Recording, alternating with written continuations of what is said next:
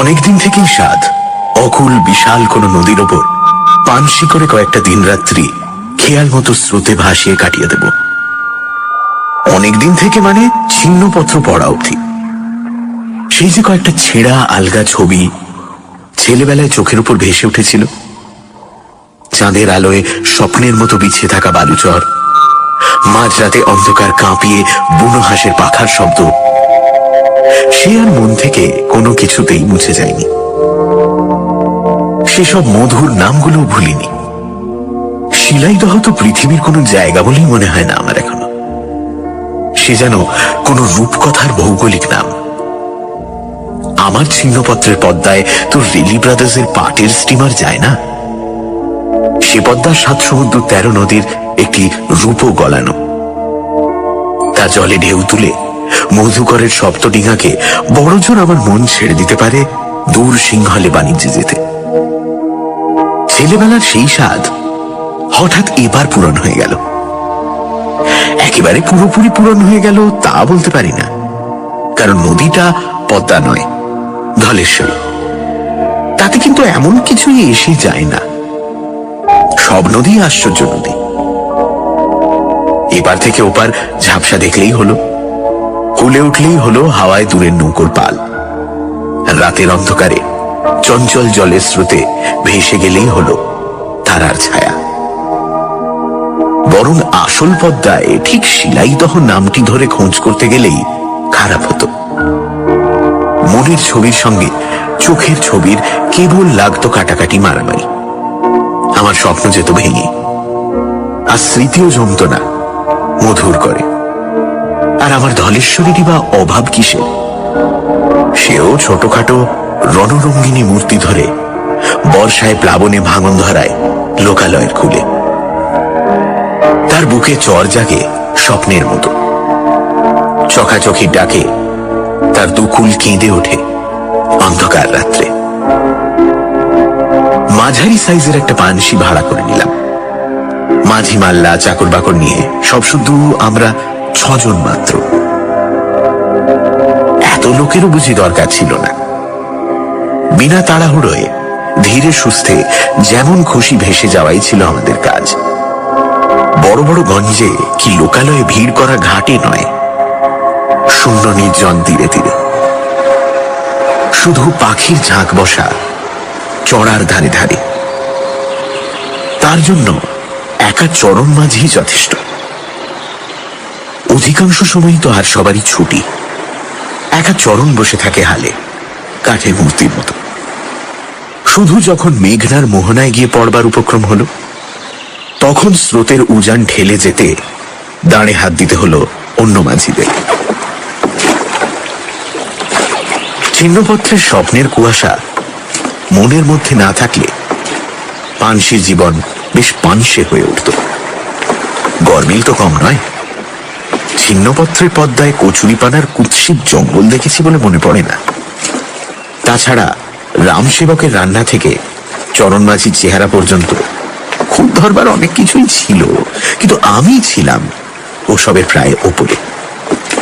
প্রায় ওপরে এই জন্য বলছি যে চরণ মাঝির চেহারাটা সবসময় ঠিক স্বাভাবিকভাবে বরদাস্ত করতে পারতাম না। এক এক সময় নিজের অজান্তেই বুঝি শিউরে উঠেছি।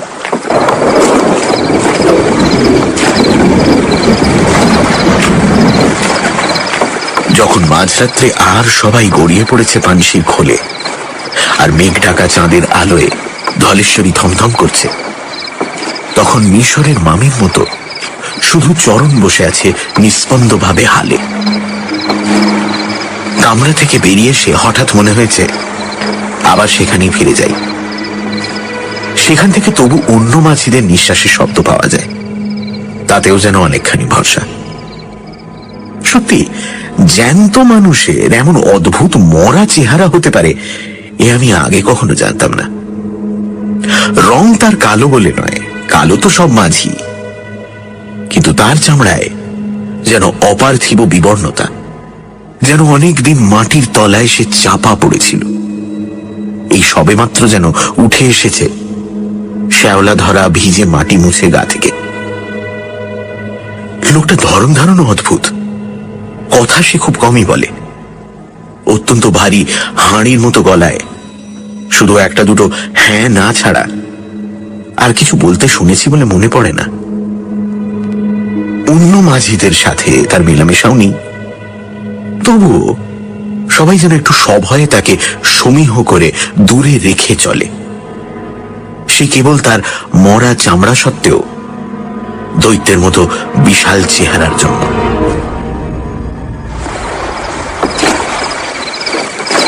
সেদিনও মেঘে ঢাকা ভাঙা চাঁদের মরা জ্যোৎস্নায় চারদিক ছমছম করছে। সন্ধ্যে থেকেই মাঝিদের মধ্যে একটু ফিসফিস শুনছিলাম। রাত একটু হতেই তার কারণটা বোঝা গেল। একজন মাঝি সাহস করে এগিয়ে এসে কান মাথা চুলকে আমতা আমতা করে জানালে, বাবু, বলছিলাম যে যদি অনুমতি দেন আর কি, এটা যদি ছুটি নেই, গ্রামে ভালো যাত্রা এসেছে। যাত্রা কোথায় হচ্ছে? হেসে জিজ্ঞেস করে জানলাম, খানিক আগে যে গঞ্জ আমরা পেরিয়ে এসেছি সেইখানেই নাকি ভারী নামজাদা এক দল এসেছে। এমন যাত্রা শোনবার ভাগ্য নাকি এ তল্লাটে সহজে মিলবে না। আমার মুখের ভাবে ভরসা পেয়ে সে আমাকেও সঙ্গে যাবার প্রস্তাব করে ফেলে। এবার হেসে বললাম, না মাঝিরপো, আমার অত শখ নেই, তবে তোমরা শুনে আসতে পারো ইচ্ছে হয়েছে যখন, কিন্তু গঞ্জের ঘাটে তো আমি থাকতে পারবো না। মাঝি তৎক্ষণাৎ খুশি হয়ে জানালো, আপনাকে কষ্ট দেবনি বাবু, এখান থেকে কতটুকু আর পথ, আমরা পার দিয়ে হেঁটে চলে যাব, যাত্রা ভাঙলেই ফিরে আসবো ভোরবেলা। কিন্তু আপনার ভয় করবে না তো? তা যদি একটু করে, মন্দ কি? তা এখানে ভয়ের অবশ্য কিছু নাই, ঝড় জলেরও সময় নয়, নৌকা নোঙর বাঁধা থাকবে, নিরাপদ জায়গায় শান্তিতে থাকবে। হঠাৎ কেন যে জিজ্ঞেস করলাম জানি না। চরণ মাঝি যাচ্ছে তো তোমাদের সঙ্গে? যাচ্ছে ওই কি কর্তা, অবশ্যই যাচ্ছে। শুনে কেমন যেন আশ্চর্য বোধ করলাম বলেই একটু লজ্জিত হলাম।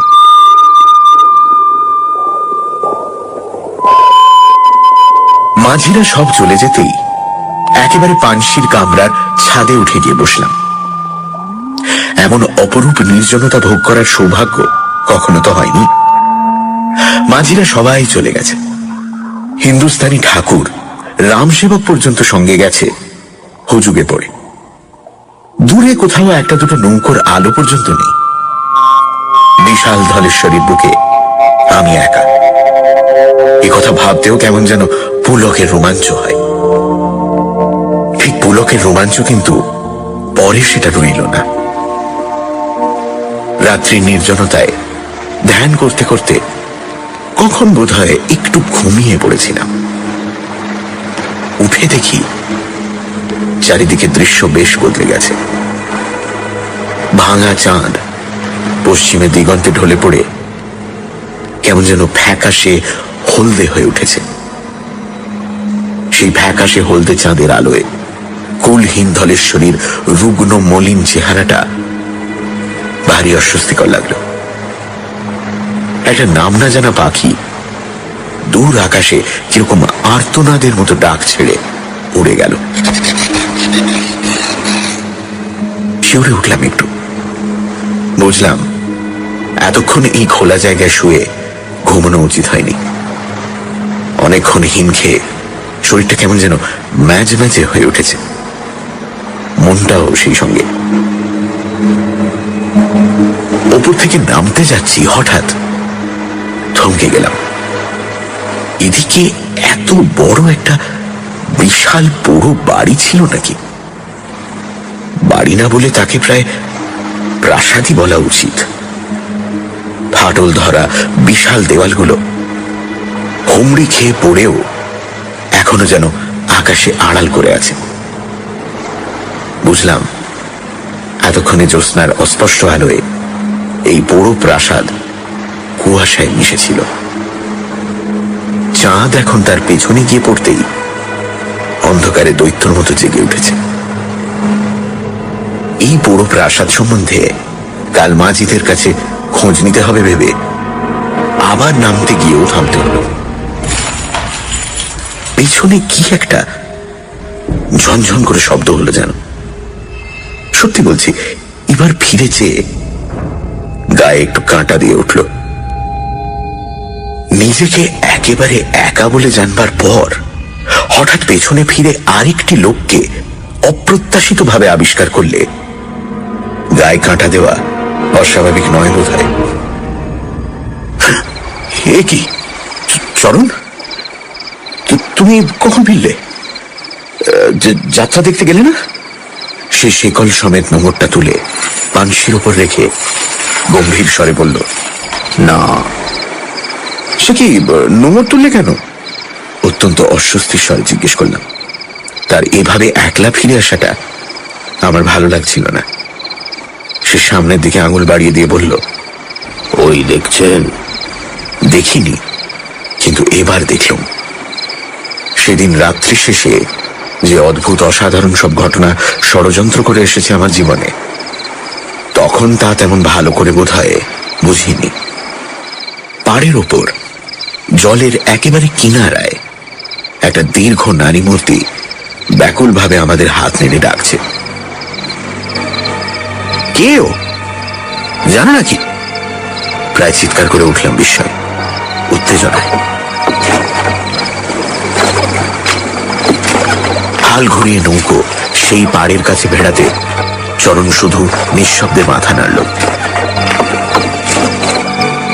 পাড়ে ভিড়তে না ভিড়তে মহিলাটি যেন পাগলের মতো ঝাঁপিয়ে এসে পানসিতে উঠলেন।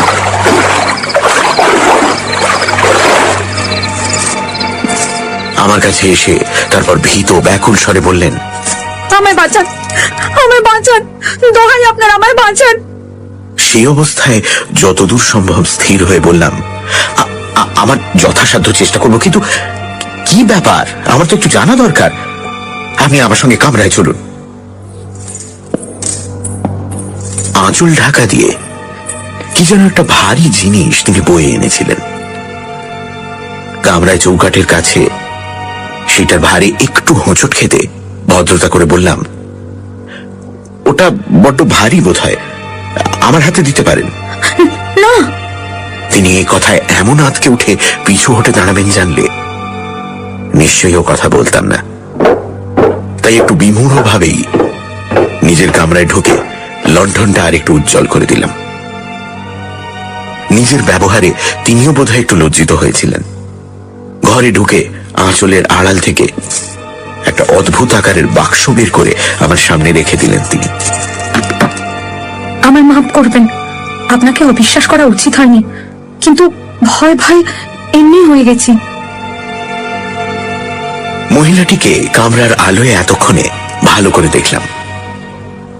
চেহারায় তার স্পষ্ট বড় ঘরের ছাপ, কিন্তু কথাবার্তা ধরন ধারণ যেমন তার অদ্ভুত, তেমনই তার পোশাক। যাই হোক, তখন সেসব নিয়ে মাথা ঘামাবার সময় নয়। কি আছে ওতে? তিনি কথা বললেন না, শুধু বাক্সের ভেতর কুণ্ডলি পাকানো এক রাস সাপের চোখ যেন জ্বলে উঠল। চমকে গেলাম। সাপ নয়, হিরে মুক্ত জড়োয়া গয়না। তেমন গয়না আমি কখনো দেখিনি। মহিলাটি মুঠো করে কয়েকটা গয়না বাক্স থেকে তুলে কামরার মেঝে ছড়িয়ে দিলেন। আমি নিজের অনিচ্ছাতেই একটু শিউরে সরে বসলাম। সেগুলো যেন জড়বস্তু নয়, ক্রূর সরীসৃপ। দরজায় খুট করে একটা শব্দ হতে মুখ তুলে দেখি চরণ। কখন সেখানে নিঃশব্দে ছায়ার মতো এসে দাঁড়িয়েছে। তার কোটরে ঢোকা চোখেও যেন সাপের মতো হিংস্র লোভের ঝিলিক। পলক ফেলতে না ফেলতে সে সরে গেল। ভয় পেয়ে একটু বিরক্তির স্বরেই বললাম, তুলে ফেলুন এগুলো বাক্সে। এইসব সাংঘাতিক জিনিস নিয়ে আপনি কি বলে এত রাতে একা বেরিয়েছেন? আমার দিকে অদ্ভুত ভাবে তাকিয়ে গয়নাগুলো বাক্সে তুলতে তুলতে তিনি বললেন, বেরোবো না, ওরা যে সব ছিনিয়ে নিতে চায়। ওরা? ওরা মানে কারা? আমার শ্বশুর বাড়ির লোকেরা। আমার স্বামী বিদেশে, ওদের এখন এই গয়নাগুলোর উপর অসীম লোভ। ওরা সব করতে পারে এগুলোর জন্য, খুন করতে পারে, কিন্তু আমি দেব না, কিছুতেই দেব না। রাত্রের অন্ধকারে গা ঢাকা দিয়ে তাই আমি পালিয়ে এসেছি। কিন্তু আপনি যাবেন কোথায়? যাব বাপের বাড়ি। ওরা আমায় দিন রাত আগলে রাখে, যেতে দেয় না। দোহাই আপনার, 2 ক্রোশ মাত্র গেলে আমার বাপের বাড়ি, আমি সেখানে পৌঁছে দিন। আচ্ছা আচ্ছা, আপনি ব্যস্ত হবেন না, আমি ব্যবস্থা করছি বলে আমি কামরা থেকে চরণকে আদেশ দেওয়ার জন্য বেরোলাম। কিন্তু আশ্চর্য, চরণ যেন আগে থাকতেই সব জানে। সে হালে বসে আছে, নৌকো চলছে। বললাম, ক্রোশ 2 বাদে নৌকো থামিয়ে খবর নিও। নিশ্চল ভাবে বসে কি যেন অস্পষ্ট জবাব দিল। অত্যন্ত বিশ্রী একটা অস্বস্তি নিয়ে আবার আমি কামরায় ঢুকে বললাম, আমি বাইরে যাচ্ছি, আপনি এই কামরার ভেতরে দরজা দিয়ে দিন। তিনি ব্যাকুল ভাবে বললেন, না না, সে আরো ভয় করবে, আপনি আপনি আমার সঙ্গে থাকুন।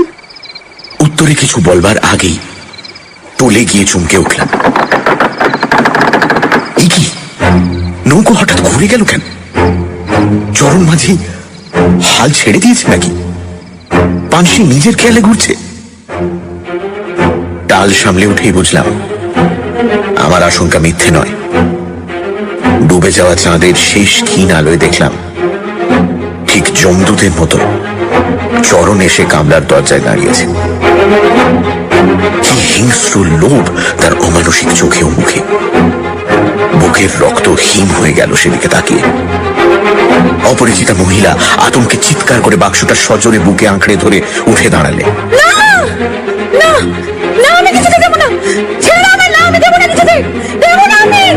ছুটে বেরিয়ে এলেন বুঝি আমার কাছে সাহায্যের আশায়, কিন্তু বৃথা। আমি বাধা দিতে যেতেই সবল হাতের একটা ঘুষিতে মাথা ঘুরে সজোরে পড়ে গেলাম কাঠের মেঝের উপর। মাথায় চোট খেয়ে তখন আমার কিরকম একটা আচ্ছন্ন অভিভূত অবস্থা। চোখের সামনে যা ঘটছে তা দেখতে পেলেও আমার যেন উঠে দাঁড়াবার ক্ষমতা নেই। গলার স্বর পর্যন্ত রুদ্ধ হয়ে গেছে। মহিলা প্রাণপণে তার মহামূল্য বাক্সটি রক্ষা করবার চেষ্টা করছে, কিন্তু স্ত্রীলোক হয়ে সে দৈত্যের সঙ্গে তিনি পারবেন কি করে? ধীরে ধীরে বাক্সটা কায়দা করে নিয়ে চরণ তাকে নৌকোর ধারে ঠেলে নিয়ে যাচ্ছে। তিনি টলছেন একেবারে জলের কিনারায়।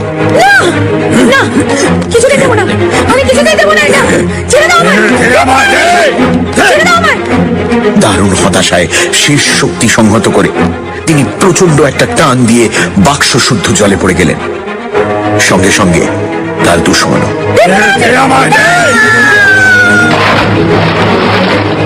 এতক্ষণে একসঙ্গে গলার স্বর আর দেহের সাড়া পেয়ে আমি চিৎকার করে ছুটে গেলাম পানসির ধারে।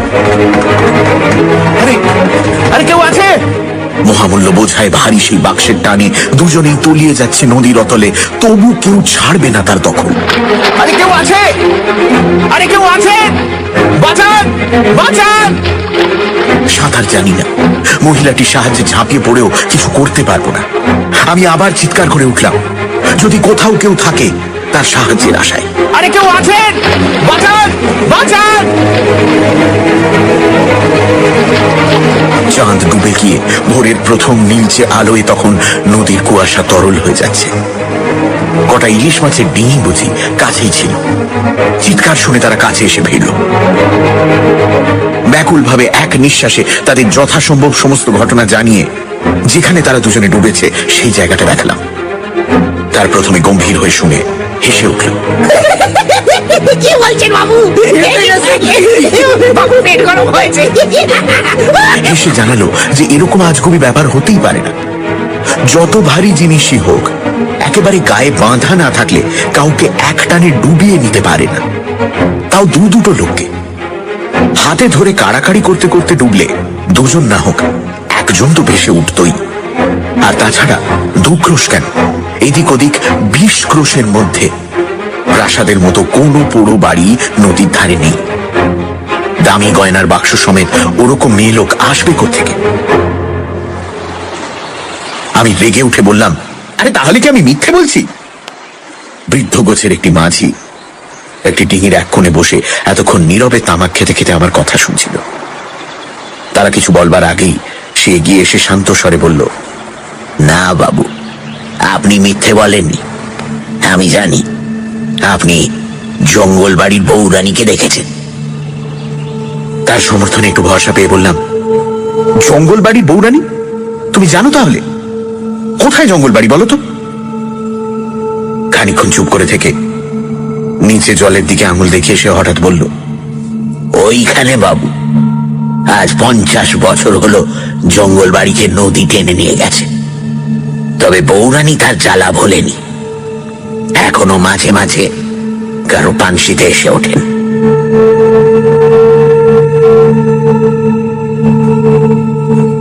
জেলেরাই তারপর আমার পানশি পৌঁছে দেয়। মাঝি মাল্লারা যাত্রা থেকে ফিরে ব্যাকুল হয়ে তখন আমায় খুঁজছে।